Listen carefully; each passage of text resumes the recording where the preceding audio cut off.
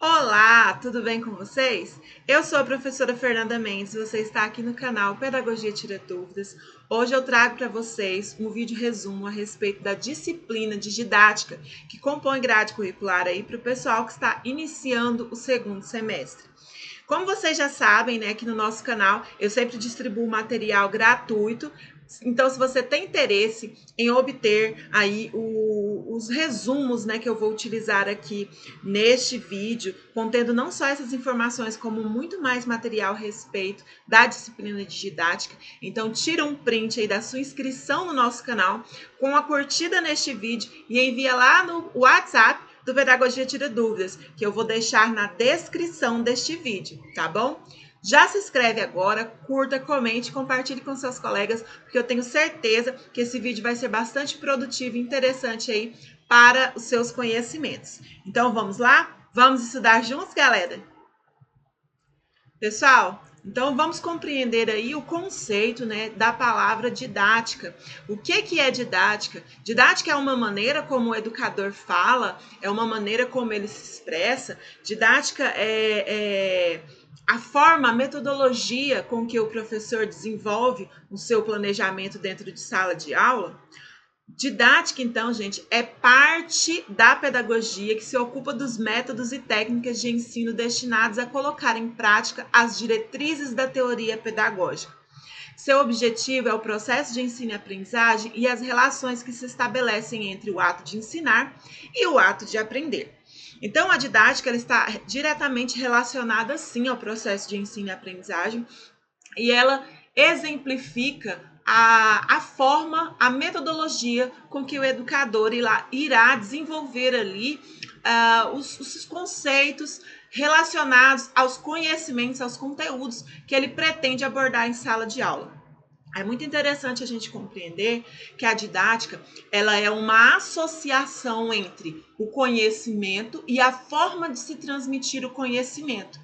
Porque não adianta eu conhecer a maneira como transmitir determinado conhecimento se eu não conhecer, se eu não tiver propriedade daquilo que eu quero transmitir.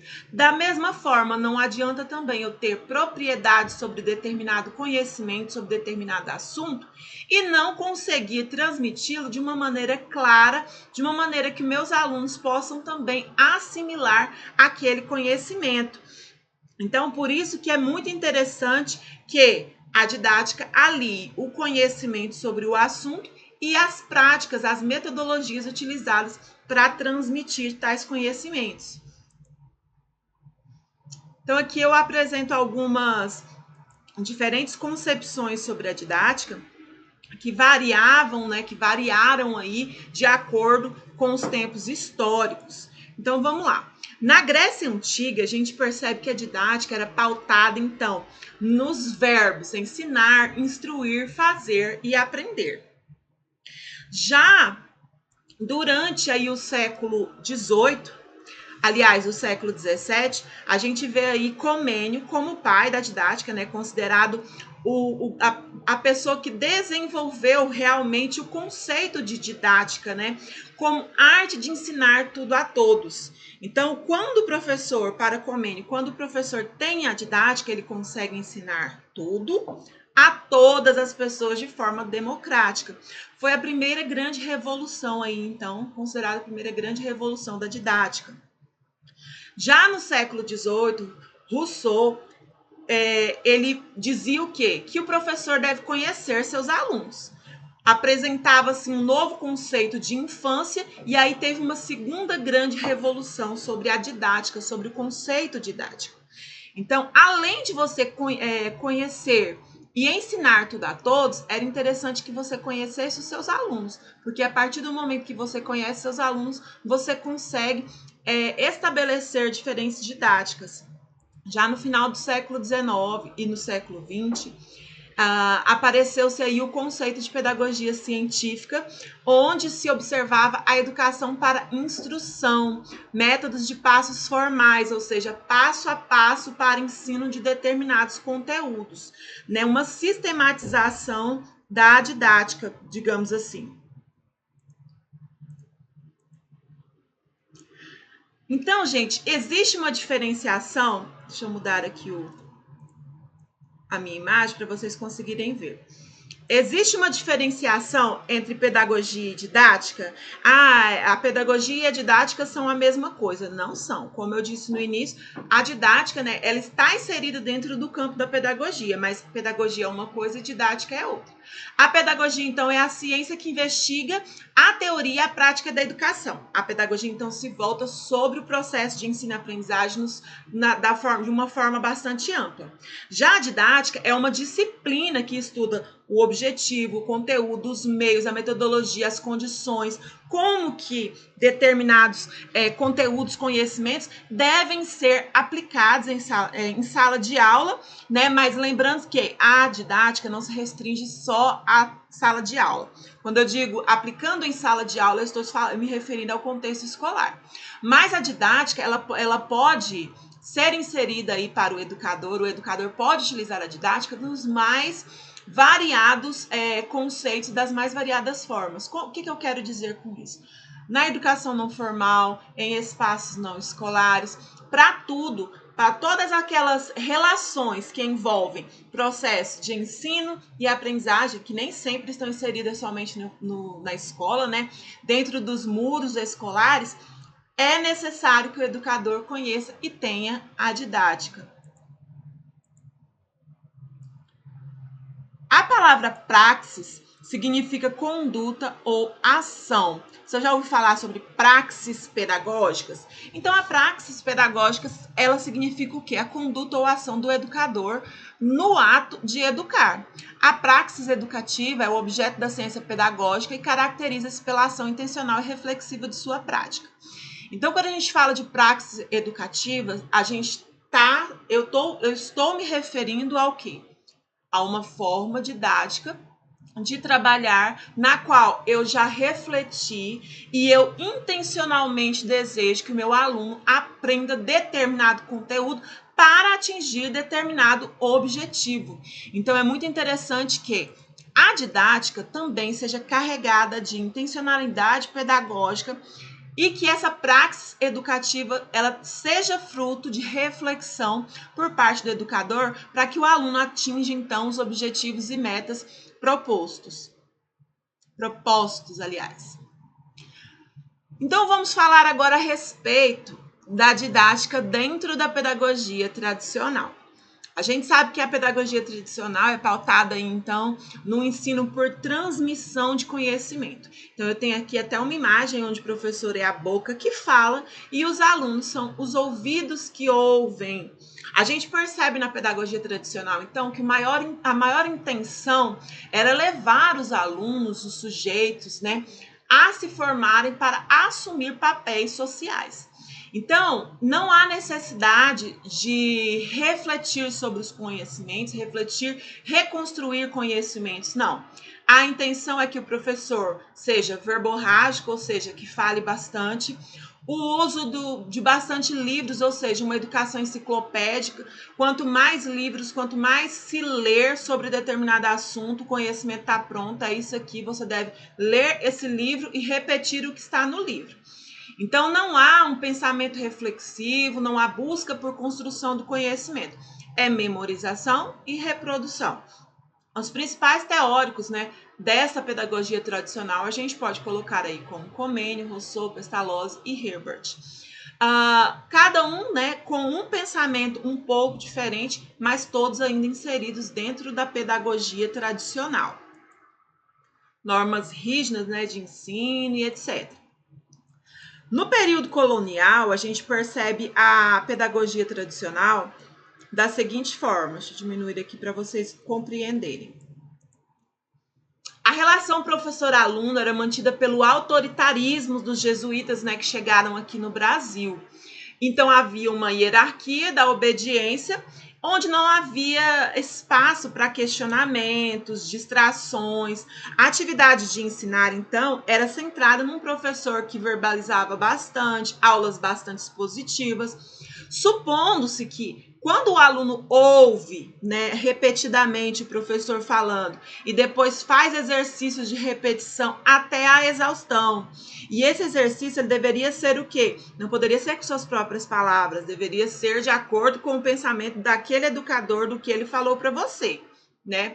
Então o ensino jesuíta ele era dessa forma e baseado no Ratio Studiorum, que era uma forma de currículo, né, que por assim dizer, que baseou o ensino neste início aí durante o período colonial. Havia uma distinção entre a educação voltada para os índios, né, que aqui viviam, que era uma educação para catequese, eu já falei sobre isso aqui em alguns outros vídeos, e a educação voltada para a formação das elites burguesas, que iriam se preparar para o ensino na Europa. Então havia sim essa distinção entre o ensino durante esses primeiros anos aí de 1549, se eu não me engano, até 1759 foi o período em que os jesuítas imperavam, né, em que eles estavam no auge da educação brasileira, era tudo mantido pelos jesuítas. E aí a gente vem aqui, olha, para o período da Escola Nova, em meados de 1930, no Brasil, temos a criação do Ministério da Educação, MEC, Manifesto dos Pioneiros da Escola Nova, que liderados por Anísio Teixeira e outros que apoiavam e buscavam mudanças na educação. A Escola Nova valoriza a autoafirmação e a atividade espontânea da criança. Foi uma concepção contestadora, revolucionária e crítica que se contrapõe à concepção tradicional de ensino. Então, enquanto a concepção tradicional do ensino acredita que o aluno ele é uma página em branco que deve ser escrita pelo professor, a pedagogia aí da Escola Nova, ela vem considerando algumas subjetividades do aluno, né? Considerando seus gostos, suas preferências, seus conhecimentos, e aí constrói-se uma nova metodologia de ensino. Aqui no nosso país, na década de 1930, aconteceram diversas reformas, mudanças, reformulações para que o ensino pudesse ser melhor organizado. E por falar nisso, a gente percebe que Anísio Teixeira, Fernando de Azevedo e vários outros, né, Cecília Meirelles e vários outros educadores se juntaram, né, e construíram um documento muito importante chamado Manifesto dos Pioneiros da Educação da Escola Nova.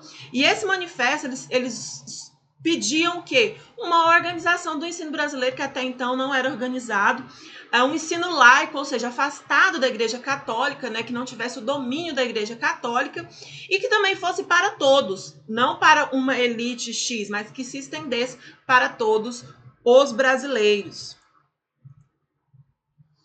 E aí, durante o Estado Novo, né, que foi esse período aí no qual o presidente era Getúlio Vargas, a gente percebe que a corrente pedagógica da Escola Nova fundamentou a educação brasileira dos anos 30 até os anos 50, sempre buscando superar os postulados da pedagogia tradicional por meio de uma forma interna na escola, com destaque para o fato de partir do interesse das crianças, o ensino do aprender fazendo, momento em que os jogos educativos passaram a ter um papel importante.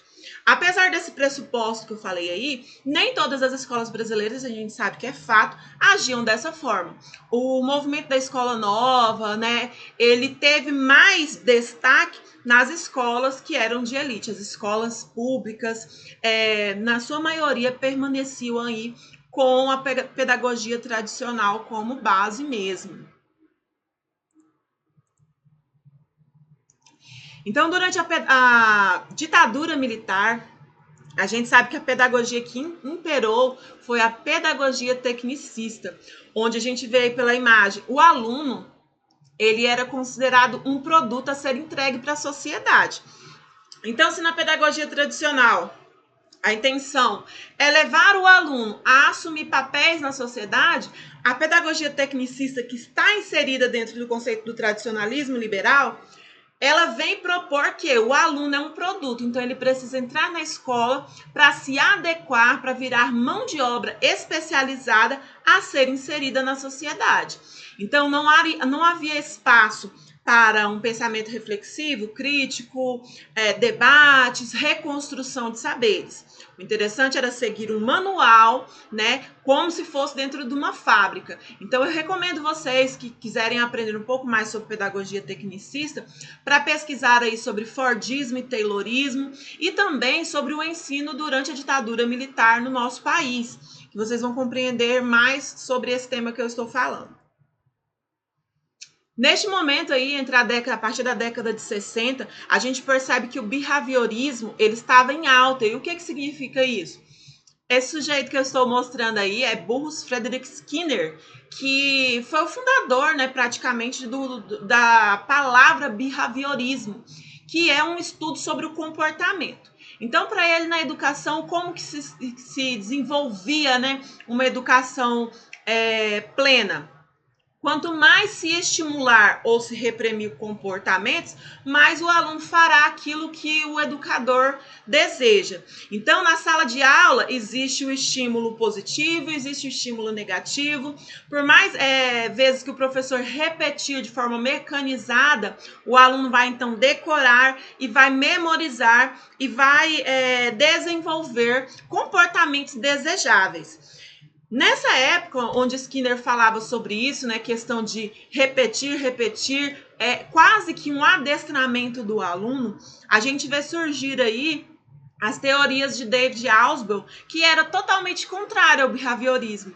Ele apresentava que o aluno, se ele tem os seus conhecimentos prévios, as suas experiências valorizadas, ele vai pautar, ele vai calcar o conhecimento em cima do que ele já sabe. E aí vem a teoria da aprendizagem significativa, que significa assim: eu vou conhecer um assunto, e aí o educador, primeiro ele vê o que é que eu conheço sobre esse assunto, e a partir do que eu conheço, ele vai construindo, né, o novo conhecimento, construindo sobre esses conhecimentos prévios que são chamados de subsunsores.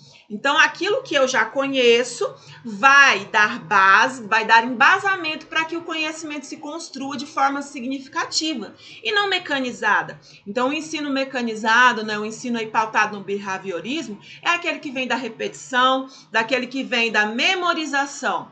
E a aprendizagem significativa já é aquela que vem internalizando dentro daquilo que você já sabe, vai se construindo, né, e ganha-se até mesmo novos significados para aquilo que você já conhecia, a partir daquilo que você vem a conhecer.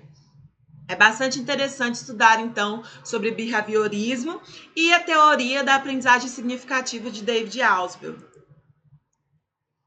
Então, a gente vê aqui que no período da ditadura militar, né, como eu falei, o ensino era acrítico e positivista. Houve censura, repressão, exílio aos que se contrapunham ao sistema, surgimento de movimentos sociais que buscavam, então, o direito a uma educação onde se pudesse debater a pluralidade de ideias.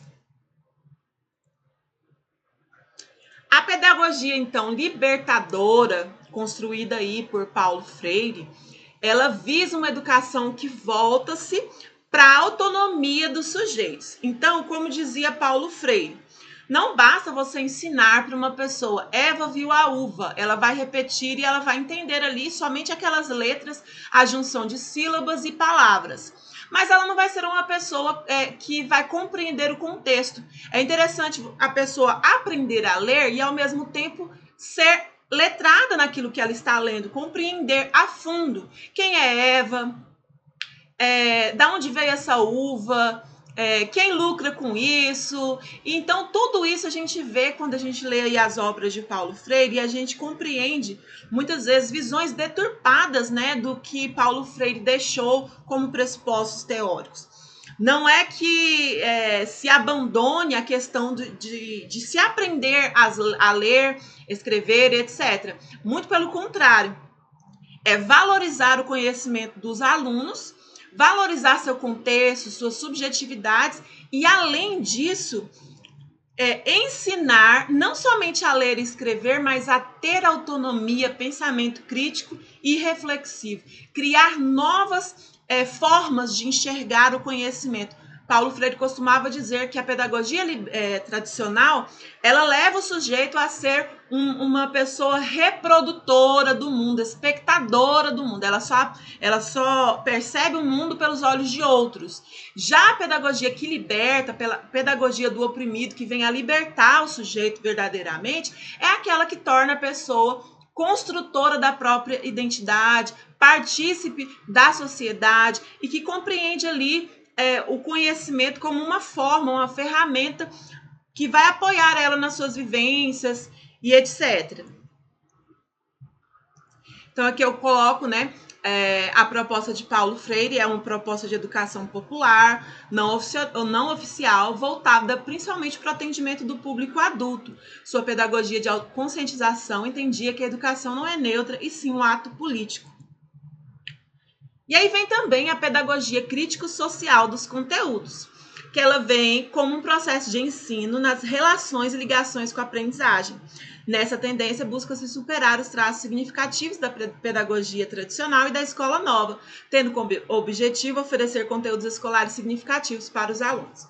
O principal ponto da pedagogia crítico-social, eu acredito que é compreender como e por que determinados conteúdos são relevantes e outros não. A quem esse conhecimento vai beneficiar? Então, é uma crítica mesmo, principalmente a questão dos currículos. O que é que nós estamos ensinando? Para quem que nós estamos ensinando? Por quê? Que tipo de sujeito nós estamos formando? Isso é muito interessante, né? E o principal pensador e idealizador da pedagogia histórico-crítica é o professor Demerval Saviani. Se você ainda não leu artigos e obras, eu recomendo que leia, porque são muito interessantes e pautam bastante aí as práticas pedagógicas atuais. Para ele, a educação é concebida como produção do saber, pois o homem é capaz de elaborar ideias possíveis, atitudes e uma diversidade de conceitos. Então a gente chega aqui no período da redemocratização do Brasil, onde aconteceu aí a explosão da pedagogia libertária progressista, que propôs o envolvimento da escola na formação de um cidadão crítico atuante para mudanças sociais, apresentando diversas correntes filosóficas e pedagógicas inovadoras e sociais, no intuito de termos uma educação para a vida. Então, dentro da pedagogia libertária progressista, a gente tem aí grandes nomes, como Paulo Freire, já citado, Demerval Saviani, já citado, e muitos outros. Nesse pensamento, o aluno ele é ativo, ele tem que ser criativo, ele é partícipe, independente e orientado para gerar o pensamento crítico, reflexivo e autonomia. Então, para encerrar aí essa introdução aos conceitos de didáticas, metodologias e tendências pedagógicas, a gente percebe que existem duas tendências, que é tendências liberais e tendências progressistas. As tendências liberais, então, sustentam a ideia de que o aluno deve ser preparado para papéis sociais, como eu já falei, ser apresentado de acordo com as suas aptidões, aprendendo a viver em harmonia com as normas desse tipo de sociedade, tendo uma cultura individual. Então a gente vê aqui que a estratificação social ela é importante dentro da tendência liberal, né? Ou seja, é necessário que as pessoas, cada um desenvolva, desempenhe seus papéis sociais dentro de um círculo, aliás, dentro de um triângulo, né, de estratificação social, onde as massas populares sempre estarão embaixo e as classes A, né, estarão ali em cima governando. A gente vê como correntes das tendências liberais a corrente tradicional, do ensino tradicional, a corrente renovada progressivista, a corrente renovadora não diretiva da escola nova e a corrente tecnicista. Já nas tendências progressivas, a gente percebe uma análise crítica das realidades sociais, sustentam principalmente as finalidades sociopolíticas da educação e é uma tendência que não condiz com as ideias implantadas ali pelo capitalismo. Então, a tendência liberal e a tendência progressista vão em vertentes totalmente diferentes. A gente vê aí 3 correntes específicas inseridas dentro das tendências progressistas, sendo elas libertadora, de Paulo Freire, libertária, que tem bastante, ela é bastante embasada dentro aí do anarquismo, e a crítica social dos conteúdos ou histórico-crítica, como eu falei, do professor Demerval Saviani. Pessoal, então é isso. Gostou dos conteúdos? Gostou aí das nossas observações, reflexões rápidas sobre o tema? Não me aprofundei na maioria dos assuntos aqui, porque senão o vídeo fica bastante extenso. E aí eu sei que vocês muitas vezes estão cansados, não conseguem seguir até o final. Mas se você gostou desses resumos e quer tanto esses como os outros dos demais pontos importantes referentes à didática para se compreender mais sobre o assunto, então já sabe, né? Curte, se inscreve no canal, tira um print e envia lá no WhatsApp do Pedagogia Tira Dúvidas, que estará na descrição desse vídeo. Muitas pessoas perguntam assim, para qual WhatsApp? Onde está? Não estou localizando. Pessoal, fica na descrição do vídeo, tá bom? Quer participar também dos nossos grupos de estudo? Eu vou deixar o link aqui do grupo de recepção, onde você entra, fala seu nome, semestre, qual curso você faz e qual instituição de ensino. E aí eu insiro você em um grupo de estudo específico que pode aí te ajudar, te auxiliar a debater, ter acesso a assuntos, né? Fazer amizade com pessoas que estão aí fazendo o mesmo curso e o mesmo semestre que você, tá bom? Muito obrigada, um beijo no seu coração e vamos estudar juntos!